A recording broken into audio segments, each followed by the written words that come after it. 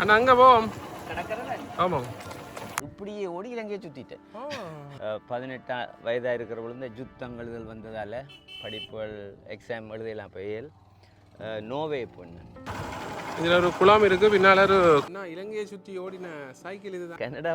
Canada வாழ்க்கை தான். என்ன தெரிந்தாலும் east or west, home is best என்று சொல்லுவேன். இல்லை, அனைவருக்கும் வணக்கம். அண்ணா வந்து இப்போ கனடாவிலேருந்து வந்திருக்கிறார்.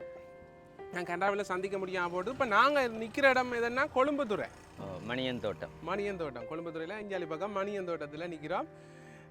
அண்ணாவோட கதைக்க போகிறோம். இப்படி நடந்து போய் பார்க்க போகிறோம். இடங்களையும் சுற்றி காட்ட போகிறார். மணியந்தோட்டம் கொழும்புத்துறை என்ற இடங்களை பார்ப்போம். அண்ணா ஒரு அறிமுகம் சொல்லுங்க உங்களை பற்றி. என் பேர் ஜேசு டேனியல். ஆமாம், தம்பியை இப்போ 5 வருஷத்துக்கு மேலே பார்த்துட்டே வாரன்.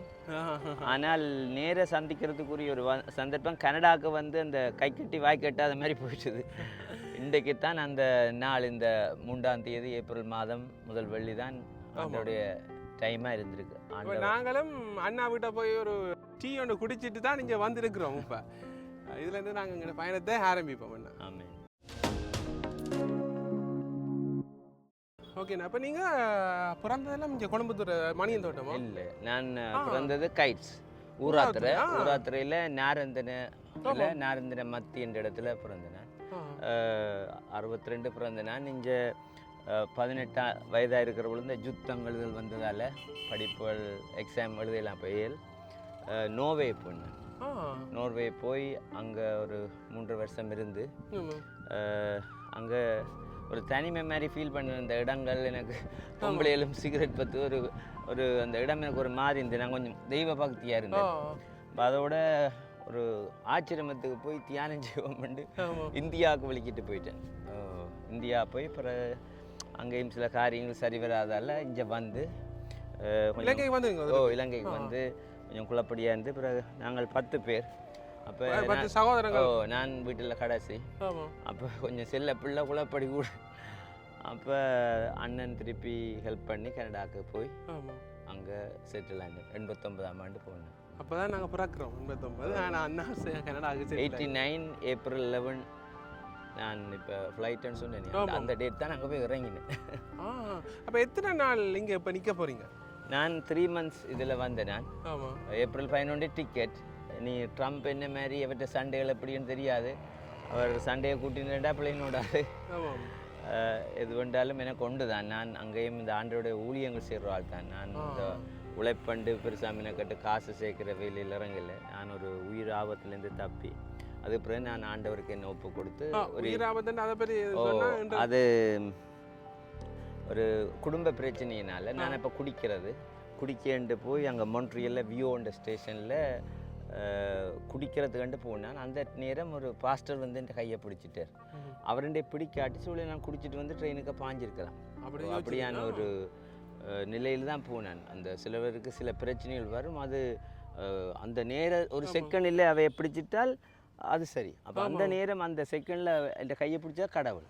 இந்த எல்லாத்துக்கும் ஒரு நேரம் பாருங்கள். உங்களை இத்தனை வருஷமாக தேடி இந்த அதெல்லாம் ஒரு டைமிங். இன்றைக்கு அண்ணா மார்னிங் நேற்று தானே நேற்று எடுத்தவர். நான் சொன்னேன் ஓகே நான் அப்போ சந்திப்போமான்ட்டு இன்றைக்கு மார்னிங் வாரம்ண்டே சொல்லி போட்டோம். அப்போ உடனே ஓகே நான் வந்துட்டோம். இல்லாட்டி அந்த சந்தர்ப்பத்தை உருவாக்கணும். இல்லாட்டி சந்தர்ப்பம் என்னையும் பிடிக்கிறது கஷ்டம். என்னென்னா அங்கே போக அந்த இவர் வந்து ஃபாஸ்டராக இருக்கிறீங்க தானே. அப்போ ஃபாஸ்டர் கூப்பிடினேன். ஆனால் நான் அது விரும்புகிறேன் இல்லை. நான் எல்லாரும் கடவுளுடைய பிள்ளைகள். நான் அந்த ஆண்டவர் இயேசுவை ஏற்றுக்கொண்டு வாழ்கிறேன். அவ்வளோதான். அப்போ கனடா வாழ்க்கையை பற்றி சொல்லுங்க. கனடா வாழ்க்கை நீங்கள் வந்து பார்த்துருக்கீங்க. கனடா வாழ்க்கை தான். என்ன தெரிந்தாலும் east or west, home is best என்று சொல்லுவேன். இல்லை, அந்த இதால் கொழும்புத்துறை பஸ் போகுது 790. முந்தி 100 ரூபாய் இப்போ 120 ரூபா எடுக்கிறான் 6 கிலோமீட்டருக்கு. இங்கே இருந்து யாழ்ப்பாணத்திலேருந்து சரவணைக்கு யாழ்ப்பாணத்திலேருந்து சரவணை 16 கிலோமீட்டர். அதுக்கு 116 ரூபா. இதில் 6 கிலோமீட்டர். இதுக்கு யாராவது இந்த டிரான்ஸ்போர்ட் மினிஸ்டருக்கு அறிவிக்கணும். இது அறிவித்து இதை கரெக்ட் பண்ணணும். மற்ற டிக்கெட்டும் கொடுக்குறோம் இல்லை. அப்போ இதுக்கு என்ன நடக்கும்? சிடிபி இதுக்கு விட வேணும். விட்டால் நல்லா நாங்கள் அதுக்காக ஜெபிப்போம். இந்த பார்க்குற நீங்கள் எல்லாரும் இந்த சிடிவிக்கு அறிவிச்சு சரியான இங்கே எவ்வளோ மக்கள் கஷ்டப்படுகினோம். ஆயிட்டு 120 ரூபா வேணாம் கனேடியன் கொடுப்பான், சாதாரண ஆக்கள் கொடுக்கலும் வேலை இயலாது. உங்களோட குட்டியனை பார்க்கணும், அதுதான் எல்லாரும் என்ன பார்க்கணும் பண்ணிருக்கிறாங்க. எனக்கு அவனை பற்றி அண்ணா என்னென்ன கேட்டதை உடனே நாங்கள் வாரோம் எங்கள் மகன் எங்கே தான் கேட்டுவேன். அவரைத்தான் எனக்கு பார்க்கணும். சின்னலேருந்து நான் பார்த்துக்கிறேன். அவருடைய இந்த மெக்கானிக் வேலையை திருத்துறது, படிப்பு, நீங்கள் வளர்க்குற முறைகள் இதெல்லாம் எனக்கு நல்லா பிடிச்சது. ஒரு நாள் உங்களுக்கெல்லாம் அவரோட தங்கணும் ஒரு நாள் என்ன பார்க்குறதுக்கு கனபேர் நிற்கணும். நான் அவரை எனக்கு சின்ன பிள்ளைகள் தான் எனக்கு பிரைம் மினிஸ்டர் மாதிரி. ஏண்டா இன்றைய சின்ன பிள்ளை நாளைக்கு ஒரு பெரிய தலைவன். இன்றைக்கி நாங்கள் இதில் உண்மையாக நான் சொல்கிறது நிச்சயமாக நடக்கும். அவன் ஒரு பெரிய ஒரு ஆளாக வருவான். நான் உங்களுக்கு முந்தி எழுதி போட்டேன். அவரை பார்த்தா தான் இங்கே வந்த இலங்கை வந்த பயணம் சரியா. நீங்கள் 8ஆம் தேதி போகிறீங்க தானே, அதுக்கிடையே நான் எப்படி அது பார்க்க அண்ணாண்ட ஊர் வந்து ஹைட்ஸ் அண்ட் ஊர் காவல்துறை என்று சொல்லியிருந்தவர். அப்போ எந்த ஸ்கூலில் என்ன படிச்சிருந்தீங்க? நான் சென்ட் ஆண்டனிஸ் காலேஜ் கைட்ஸ். இப்போ நல்ல ஆங்கில அறிவும். எங்களுடைய தகப்பினார் வந்து ஆங்கில ஆசிரியராக இருந்தார் அங்கே கைட்ஸில், ஜெராட் மாஸ்டர். அவர்கிட்ட 7 பிஷப் படிச்சிருக்கேன். இப்போ யாழ்ப்பாண பிஷப் கூட அவரோட ஸ்டூடெண்ட். அப்போ நாங்கள் இருக்கோம் கைட்ஸுக்கு வாரோம், ஊராவத்துறைக்கு வாரோம். எங்களுக்கு அதை நீங்கள் வாழ்ந்த ஊர் அதை பற்றி விளங்கப்படுத்தா இன்னும் நல்லா இருக்கும். அந்த இடத்தை காட்டலாம். எங்களோட வீடுகள் எல்லாம் இப்போ ஒரு இடிஞ்ச மாதிரி அந்த தான் இருக்குது. நாங்கள் வாழ்ந்த வீடு இருக்குது. அந்த வளவுகள் எல்லாம் அப்படி இருக்கிற ஒரு தரம் இல்லையே. 10 பேரும் வெளியில் போனால் 10 பிள்ளைகள் வந்து சாகுறாங்க. இப்போ அண்ணா வந்து நாங்கள் ஏன் இங்கே வந்தாங்கன்னா, அண்ணா வந்த பிறகு தான் தெரியும் இலங்கையை சுற்றி 3 தரம் சைக்கிளில் சுற்றி வந்திருக்கிறார். அதுவும் சும்மா சைக்கிளில் நார்மல் சைக்கிளில் சுற்றி வந்திருக்கிறார். அதை பற்றி கதைக்க போகிறோம். அண்ணா எப்படி அது சாத்தியம்? இப்போ நாங்கள் இங்கே இருந்து ஒரு 1 கிலோமீட்டர் சைக்கிள் போகிறதுக்கே யோசிக்கிறோம், மோட்டார் சைக்கிள் எடுத்துக்கொண்டு தான் போகிறோம்.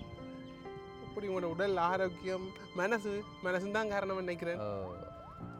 நெப்போலியன் போனபார்ட் சொல்லியிருக்கிறார், எவ்ரிதிங் இஸ் பாசிபிள். அதாவது முடியாதுன்ற சொல்ல டிக்ஷனரியிலேருந்து எடுகண்டு நெப்போலியன் சொல்லியிருக்கிறார்.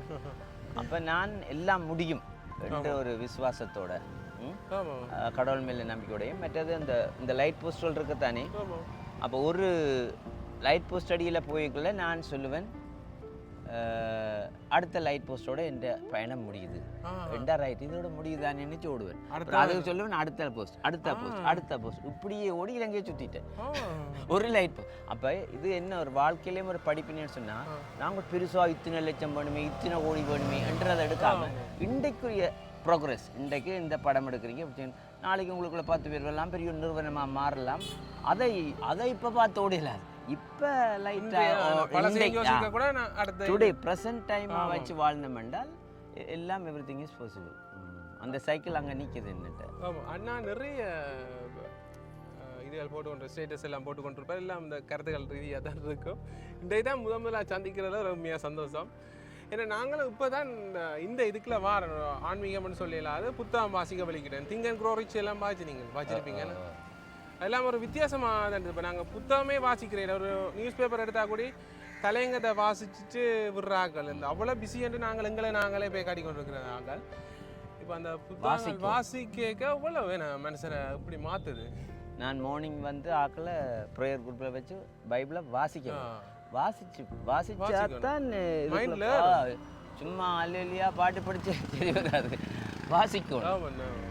அப்ப நாங்க இனி ஒரு அவங்க சைக்கிளை பாப்போம். அப்படி ஓகே. அந்த குடந்தோனியார் கோயில் தெரியுமா?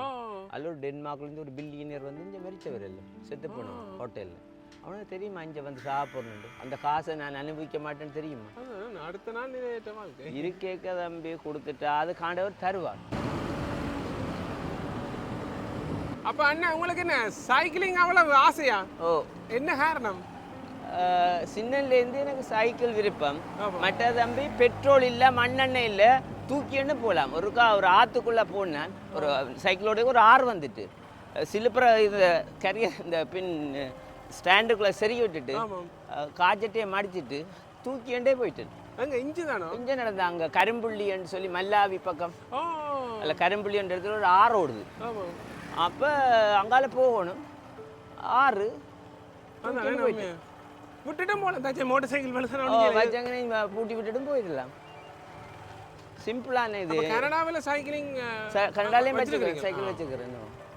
அது தனியார் பார்த்துருக்கு தானே நாங்கள். ஓ, எனக்கு பைசைக்கிள் சரியான விருப்பம்.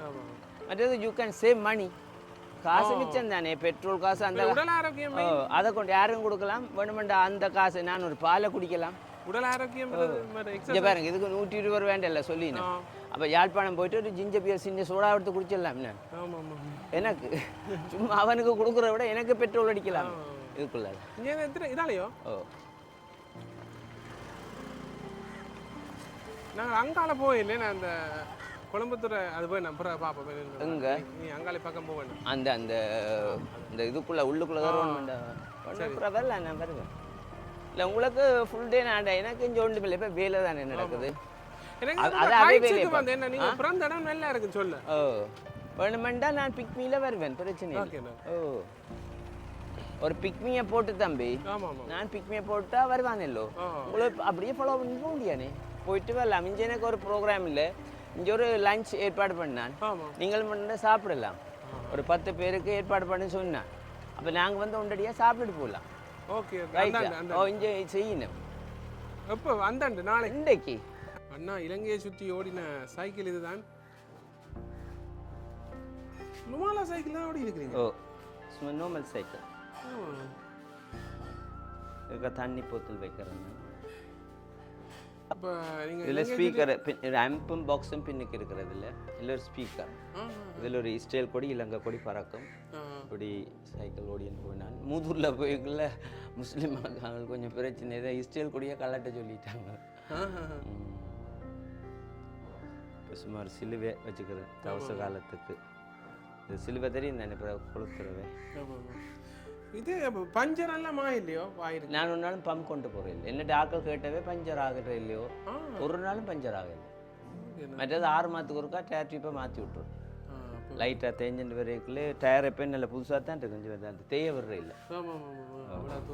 3 தடவை ஓடி இருக்கிறீங்க சைக்கிள்? இலங்கையை சுற்றி இருக்கிறேன். ஒருக்கா எதால போகிறீங்க பாதையா? முதல் யாழ்ப்பாணத்திலேருந்து கிளிநொச்சி, அக்கராயன், ஜெயபுரம், மன்னார், மதவாச்சி, அண்டாபுரம், புத்தளம், சிலாபங்குழு அப்படியும் ஒருக்கா ஓடிங்க. ஒருக்கா யாழ்ப்பாணத்திலேருந்து கிளிநொச்சி போய் இந்த முல்லைத்தீவுக்குள்ளால் போய் அங்கே திருவண்ணாமலை போய் அந்த வளத்தாலையும் வந்தேன்.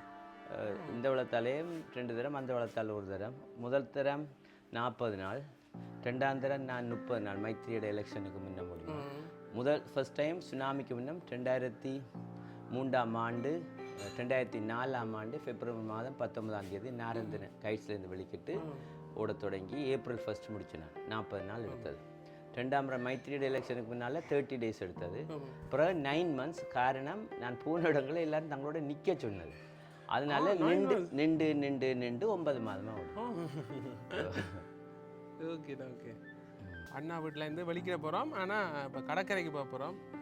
கடற்கரைக்கு போய் ஏலங்கூர் அதெல்லாம் பார்த்துட்டு திரும்ப வர போகிறோம். அண்ணா லஞ்ச் ஏற்பாடு பண்ணியிருக்கிறார்.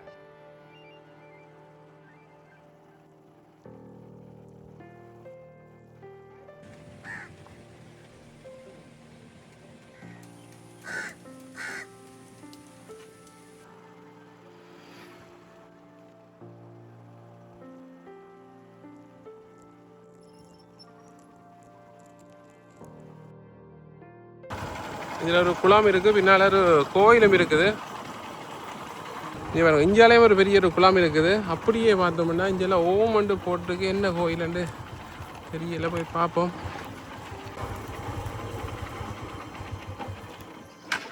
என்ன கோயிலுண்டா? அம்மன் கோயில் நல்ல ஒரு இடத்துல இருக்கிறது. 2 பக்கம் குளம் இருக்குன்னு.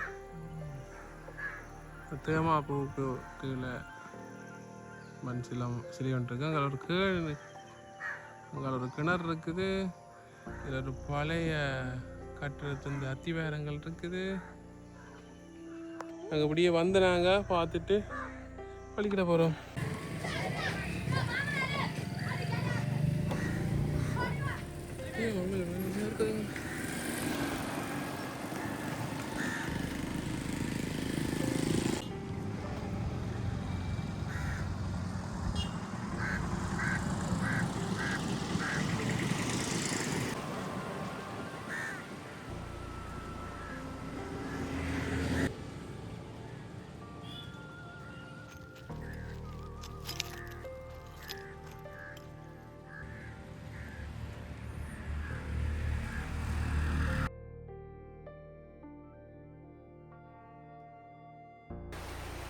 இப்போ சரியா மழை பெய்து கொண்டு இருக்கு.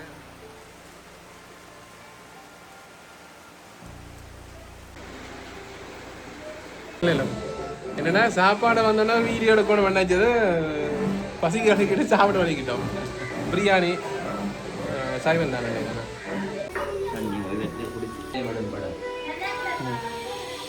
ஓகே, அண்ணா விட்ட சாப்பிட்டு அப்படியே நாங்கள் எங்கே போக போகிறோம்னா எங்களோட ஆஃபீஸுக்கு போக போகிறோம்.